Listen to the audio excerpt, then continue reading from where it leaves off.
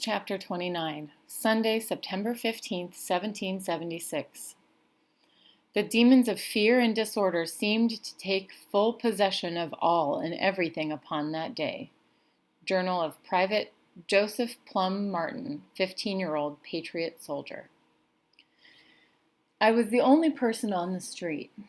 The army was gone and the city abandoned. I shivered, though the day was still warm. Had I made a mistake? Should I run after the rebels and join them? Should I go back to the Locktons? A cannon boomed to the north. No, I chose the right course. At least, I hoped I had. I headed for the waterfront. Several of the grand mansions of Lower Broadway stood with their doors ajar. A fire burned at the edge of the street, heaped with books and scads of papers. The smoke rose up into the air, drifting toward the masts of the few ships at anchor. Cannons boomed again.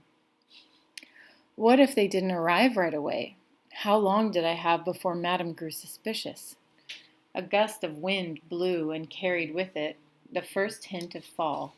Canoe-shaped chestnut leaves turned yellow round the edges. The leaves caught and piled up against the soldiers' tents left behind at the battery campground. I walked over and pulled back the flap of a tent. Inside lay 2 bedrolls, a pipe and tobacco pouch, and a shirt dropped in the middle of mending. The needle still threaded and stuck to the fabric. I closed the flap. They left near everything: tents, blankets, extra clothing, cook pots, and food. It would be a cold night for Curzon and his companions. Voices came from the waterfront, military voices shouting orders. I hurried away from the barracks, dashed down Water Street, and hid behind a rain barrel at the corner of the joiner's workshop.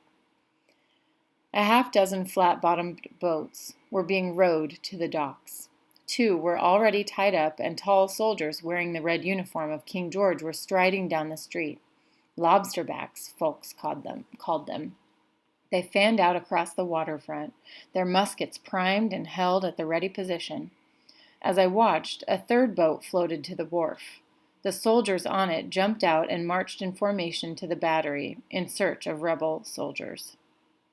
A woman carrying a baby fled, screaming loudly. A few of the redcoats chuckled and stabbed at the air with their bayonets. My throat went dry. As the 4th boat landed, an officer stepped off and barked a command at the laughing men. They lined up and stood at attention. The officer gave another command, and the men marched off, splitting into 3 groups to investigate the battery and waterfront buildings. The officer stood alone at the foot of the dock, surveying the deserted town as more boats splashed toward the landing spot. This was my chance. I forced myself out of my hiding place and walked toward him, my back ramrod straight. "Begging your pardon, sir," I said boldly. "What is it, girl?" he asked. Before I could answer, the soldier dashed up to him. "Captain Campbell, sir, the campground appears deserted. The rebels left behind their tents and bedrolls." "Secure the tent flaps open, and check every one," the captain commanded. "It could be a trap." "Yes, sir," came the crisp reply before the man ran off. I prayed I would not faint from fear and tried again for the captain's attention. "I can cook, sir," I said. "I can wash, sew, even doctor the sick a little." "Don't bother me, child." I trailed after him as he walked toward the campground. "Please, sir," I insisted. "I'm all kinds of useful. I can chop wood and carry water or messages." I was interrupted by another soldier who approached us and saluted. "Report," Captain Campbell said. "The spies were correct, sir. The rebels have retreated. The battery is empty of men, but filled with the provisions and weapons they left behind, including several cannons. They even left a tea kettle bubbling over the fire. Civilians in the first 3 streets north of here all attest to their haste. Putnam's unit was the last one out. They're on their way up the island by way of the Greenwich Road. Do we pursue, sir?" The captain fought the smile that played at the corner of his lips. "Our task is to occupy the city. We'll let the Highlanders hunt them down. Tell the men to take over the barracks and prepare Washington's headquarters for Major General Robertson." Yes, sir. The soldier saluted again, but did not move. What is it now, Jennings? Asked the captain. Begging pardon, sir, but I've not been informed as to the whereabouts of Washington's headquarters. If I was to be given that information, I would pursue my obligations with greater speed. I don't know where it is, Captain Campbell said with irritation. Use your noggin, man. Ask the tavern keeper. You want the Kennedy mansion, sir, I said. Just beyond the end of Battery, facing the bowling green. What did you say? The captain fired at me. My knees were shaking under the skirt. The Kennedy mansion, sir. That was General Washington's main headquarters. Number 1, Broadway. His wife stayed up at the Mortier House, but he kept headquarters straight that-a-way. I pointed west. And more army offices were in City Hall. I pointed up north, Broad Street. Very good, he said. There you have it, Sergeant. Proceed. The sergeant yelled to his unit as he walked away from us. The waterfront was awash in red now as boatloads of soldiers disembarked. Shouted orders filled the air, along with nervous laughter and the sound of British boots on the cobblestones. A few more boats were on their way in, with the first boats headed back for more. The occupation was well and truly begun.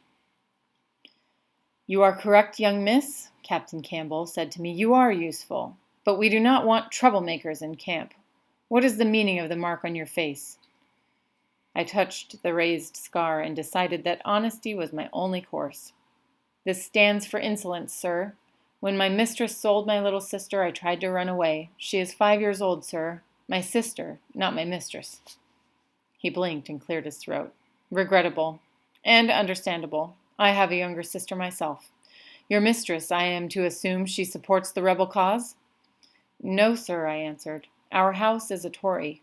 My master was driven out of town by the Patriot leaders. My mistress is much cheered by your arrival. She wants to hire a proper staff so she can entertain again. She'll not miss my services one bit. The words tumbled out before I measured them. The captain's mouth hardened, and I knew I had stepped wrong. He tugged on his sash. I cannot accept your service, child. We only employ slaves run away from rebel owners. I did not hear him right. Pardon me? Gentlemen docking, sir, cried a soldier on the wharf. Captain Campbell turned as the men tossed thick ropes from the dock to the occupants of the next boat. It contained only 4 soldiers, each manning an oar. The rest of the passengers were men dressed in expensive civilian clothes. When they're ashore, escort them into the tavern for a celebration, the captain said loudly. Issue the tavern keeper an office of forage certificate. Warn him, Sergeant. He is not to ask the gentleman for payment, unless he wants to spend his night in irons. They are our guests. Yes, sir, came the enthusiastic response. As we had been talking, ordinary city folk had begun to creep out of their houses. Now there was a full crowd gathered, the Tories of New York, who had been awaiting this days for months, years. Cheers were heard in the distance. The arriving soldiers were greeted by townsmen who shook their hands and patted them heartily on the back. I recognized a few faces, the Reverend and his wife, and a few people who had called at the Lockton home. Captain Campbell bent toward me. He spoke directly and quietly. I do not hold with slavery, but I cannot help you. We do not interfere with loyalist property. Return to your mistress. A loud huzzah from hundreds of throats came from the battery as the American flag was pulled down. A drummer started beating time, and the Union Jack rose to the top of the flagpole, accompanied by whistles and shouts from the lobsterbacks and the loyalist New Yorkers, who took off their hats in respect. A woman in the crowd snatched the American flag out of the hands of the British soldiers and stomped it under her boots. The men laughed. The rat-a-tat-tatting of the drumsticks rattled through me, setting my teeth to shaking and waking the bees who had lately gone to sleep in my brain pan. He couldn't take me. He would not. I was chained between 2 nations. The bees swarmed again behind my eyes, making the scene grow dim and distant. The sun was nearing the horizon, casting long shadows across the wharf. I was a ghost tied to the ground, not a living soul. "All ashore, sir," called the soldier, tying up the last boat. "All ashore, corporal," the captain acknowledged. "I want patrols assembled immediately to keep watch in the streets, and sentry fires built on every corner." "Yes, sir." The gentleman who had arrived in the boat walked toward us, talking with great excitement. One of them was painfully familiar. He called to me before I could flee. "Sal," called Master Elihu Lockton, thinner from his exile, eyes bloodshot and wary, "is that you?" I dropped into a curtsy and dared not say a word. He studied on me with suspicion. "What are you doing here?" Sergeant Jennings approached. "The tavern is open if the gentleman would care to drink to victory." Lockton waved to his companions. "I shall join you shortly." As the gentleman hurried to the tavern, his eyes traveled from my head down to my shoes and back. "What news, Sal?" he asked. "How do you come to be here?" I pulled Madame's list from my pocket and prayed he would not look inside my basket. "Come to market, sir," I whispered. "Ah, what is this?" He took my chin in his fingers, turning it so that the last rays of the sunset fell on my scar. "Is the I for illustrious or perhaps impertinent?" My face burned both in the scar and where his lavender-smelling fingers pinched my skin. The bees flew through me and told me to grab Campbell's sword and run it through Lockton's belly. And then what? And then what? "I suspect it stands for insolence," Captain Campbell said calmly. "'Tis a common brand among the people of Boston." Lockton laughed at the small joke and released me. "Now we'll call her Insolent Sal, a very saucy girl." The captain smiled and put his hand on the hilt of his sword. "I should have known she was attached to your household, sir. She greeted me in the name of the king and thanked me for rescuing the city from the rebels." They both looked at me. "We prayed for liberation," I said. "Even our slaves have become political," Lockton said. "How quaint." "Do you wish to accompany your servant home to greet your mistress?" the captain asked.